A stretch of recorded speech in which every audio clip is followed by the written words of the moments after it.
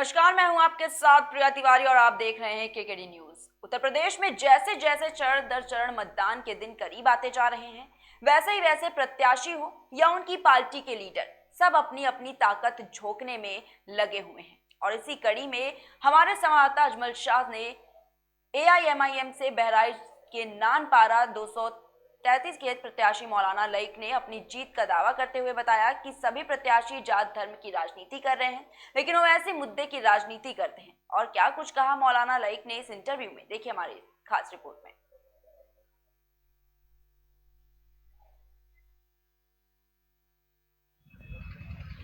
नमस्कार दोस्तों, आप देख रहे हैं केकेडी न्यूज़। मैं हूं अजमल शाह। इस वक्त हम मौजूद हैं 283 विधानसभा नानपारा में।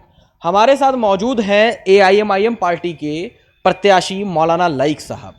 जैसा कि आपको बता दें, असदुद्दीन ओवैसी ऑल इंडिया मजलिस इत्तेहादुल मुस्लिमीन के प्रमुख हैं और उनका दावा है कि हमारे समर्थन के बगैर अब की बार उत्तर प्रदेश में सरकार नहीं बन सकती है, क्योंकि जैसा कि उनका कहना है कि अब की बार हम भी हिस्सेदार।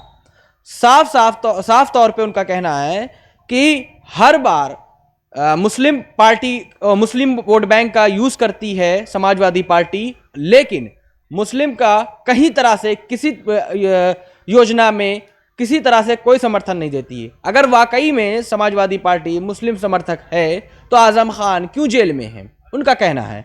ऐसे में नानपारा विधानसभा की जनता, एक तो यहाँ पर कई मुस्लिम प्रत्याशी खड़े हैं, दूसरी तरफ आपका अगर बात करें भारतीय जनता पार्टी की, तो चुनाव से ठीक पहले भारतीय जनता पार्टी में विधायक रही माधुरी वर्मा अब समाजवादी पार्टी में शामिल हैं।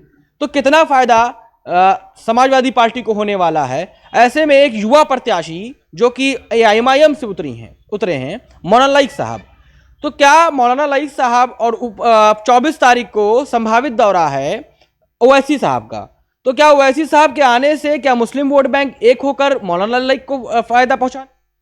ऐसे में क्या इनका कहना है, आइए जानते हैं। मौलाना साहब, आपका बहुत बहुत स्वागत है हमारे चैनल में। शुक्रिया। क्या लगता है कि 283 की जो जनता है नानपारा की, अब की बार आपको चुनना पसंद करेगी या फिर भाजपा में विधायक रही और चुनाव से ठीक पहले माधुरी वर्मा उसमें जाकर शामिल हो जाती हैं सपा में और सपा अपना उम्मीदवार बना देती है? क्या लगता है, क्या रणनीति है? जैसा कि आप लोग अब आज भी कहते हो कि सपा और भाजपा एक है। भाई, हमने एक नहीं कहा। जो प्रत्याशी है समाजवादी पार्टी की, उन्होंने करके दिखा दिया कि सपा और भाजपा एक है। अगर सपा भाजपा एक ना होती तो अभी चंद दिन पहले वो सपा में आई हैं, इससे पहले वो भाजपा ही में थी। जैसे ही गठजोड़ हुआ वो सपा में आ गई। तो उनके प्रत्याशी ने ये करके दिखा दिया कि सपा और भाजपा एक ही है, एक ही सिक्के के दो पहलू हैं। रही बात उनके वोट उनको मिलेगा कि नहीं मिलेगा, ये तो आवाम फैसला कर चुकी है कि जो लोग आवाम को बेवकूफ़ बना रहे हैं सिर्फ़ और सिर्फ पार्टी बदल करके और जो है अपने को जीतना चाहते हैं, उनको आवाम सबक सिखाने का काम करेगी। वो तो उनका यहाँ कुछ है नहीं। बस ये है कि कोई भी लड़ सकता है, उसको आज़ादी हासिल है, लेकिन नतीजे इसके अलग आएंगे और वो हो सकता है तीसरी चौथी पोजीशन पे चले जाएं। ऑल इंडिया मजलिस इत्तेहादुल मुस्लिमीन जनता के बीच में किन मुद्दों के बीच में जा रही है? क्या आपको, जैसे आप क्षेत्र में चल रहे हैं, क्या मुख्य मुद्दे आपको दिख रहे हैं जनता जिससे त्रस्त है? देखिए, मुद्दे ही मुद्दे हैं, कोई काम नहीं हुआ है। बस ये है कि इनको चुनाव में वोट मिल जाता है, जीत जाते हैं, कुछ करते नहीं हैं। और जात पात पे ये लोग चुनाव लड़ जाते हैं कि जब भाजपा में थे तो हिंदू, सपा में आए तो मुसलमान। और काम करने का इनका कोई कभी कुछ हुआ नहीं। इससे पहले 10 साल विधायक नानपारा के रह चुके हैं, ये कोई काम नहीं किया, ज़मीन पे कोई काम। मुस्लिम वोटर आपसे प्रभावित हैं ओवैसी जी को चाहने वाले? जैसे बहुत से, जैसे एक दौरा होता है, जब भी ओवैसी साहब का देखते हैं पूरा जनसैलाब उमड़ पड़ता है, तो क्या वोटर में वो तब्दील हो सकते हैं? बिल्कुल होगा, जाहिर सी बात है। जो लोग आते हैं मोहब्बत से आते हैं, उनको किराए पे तो लाया नहीं जाता है, ना उनको लिए गाड़ी वगैरह भेजा जाता है।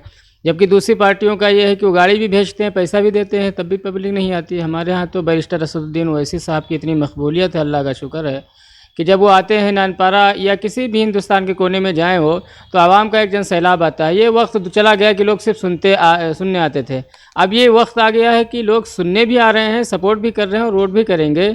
और इंशाल्लाह आने वाले वक्त में, यानी इलेक्शन के बाद 10 मार्च को, ये पता भी चल जाएगा कि आवाम कितनी मोहब्बत कर रहे हैं। 283 विधानसभा के सारे प्रत्याशियों में अगर देखा जाए तो सबसे युवा प्रत्याशी आप नजर आ रहे हैं। तो ऐसे में एक युवाओं को देखते हुए आपको क्या लगता है कि क्या युवाओं के लिए मौजूदा सरकार ने नहीं किया? देखिए, युवा और नौजवान हर जगह का भविष्य होता है, मुस्तकबिल होता है। हम नौजवान हैं और ये लोग हमसे उम्मीद भी करते हैं कि ये पारी अच्छी खेलेंगे, लंबी पारी खेलेंगे, जाएंगे दूर तक। तो जाहिर सी बात है, हर ग्रुप का एक मसला होता है, हमारे नौजवानों का भी है कि अगर नौजवान खड़ा है तो उसको वोट दें। लोग पसंद कर रहे हैं। लेकिन सबसे बड़ी बात ये है कि एक ओवैसी साहब से जो लोग पहले से ही प्रभावित थे, अब 24 तारीख को एक दौरा होने वाला है उनका, तो वो अपने प्रत्याशी के लिए वोट मांगने में सफल हो सकते हैं? बिल्कुल होंगे, क्योंकि इससे पहले भी वो जब आए तो प्रत्याशी हम नहीं थे, प्रभारी थे। लोग आए और एक दौरे से बहुत बड़ा असर पड़ा। उसके बाद हम लोगों ने विधानसभा में काम किया, घर घर गए, कोने कोने गए। और देखा जाए तो मजलिस इत्तेहादुल मुस्लिमीन का ही एक प्रत्याशी ऐसा है जो घर घर जा कर के वोट मांगने की अपील कर रहा है।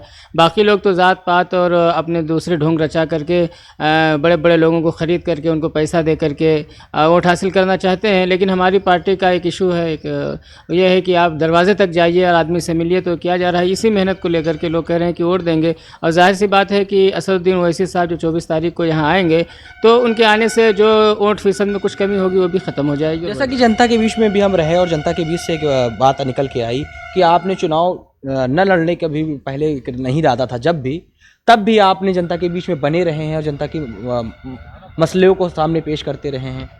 देखिए, हम शुरू से जब पढ़ कर के आए तो हमारा एक ही मकसद था, कौम की खिदमत करना, आवाम की खिदमत करना। आवाम में कोई भी हो, ज़ात धर्म नहीं देखा जाता है। हमारा भाई मुसलमान है या हमारे हिंदू भाई हैं जो हमारे मुल्क में रह रहे हैं, किसी का कोई मसला हो या उनकी कोई तकलीफ़ हो तो उसको दूर करने के लिए कभी हमेशा कोशिश की है।